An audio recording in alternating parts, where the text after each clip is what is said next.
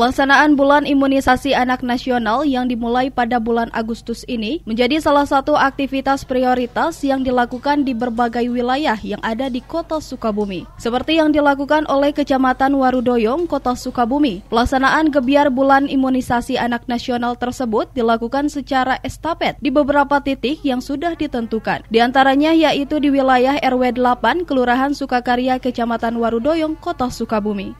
Ratna Hermayanti selaku Camat Warudoyong yang ikut turut memantau pelaksanaan dari kegiatan BIAN tersebut mengatakan menurut data yang ia peroleh bahwa dari target 80% sasaran yang diharapkan saat ini pencapaiannya sudah mulai sebesar 15%. Tentunya angka tersebut akan terus bertambah seiring dengan aktivitas pelaksanaan BIAN yang dilaksanakan di wilayah Kecamatan Warudoyong saat ini. Dirinya berharap dan mengajak kepada semua pihak yang berada di wilayahnya untuk bisa bersama-sama mensukseskan Bulan Imunisasi Anak Nasional yang saat ini dilaksanakan.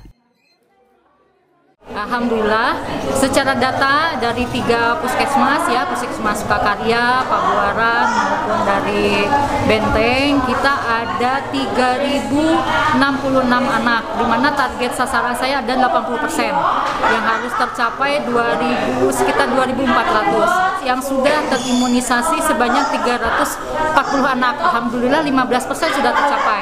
Mari kita sukseskan kembali imunisasi anak bagi balita 9 bulan hingga 59 bulan. Mari kita bersama-sama sesuai dengan slogan Kecamatan Warudoyong, bersama membangun Warudoyong, di mana seluruh lintas sektor turut serta untuk mendorong dan menggerakkan warga masyarakatnya untuk datang ke posyandu yang ada di kewilayahan. Dari Kota Sukabumi, Tim Liputan MKS TV melaporkan.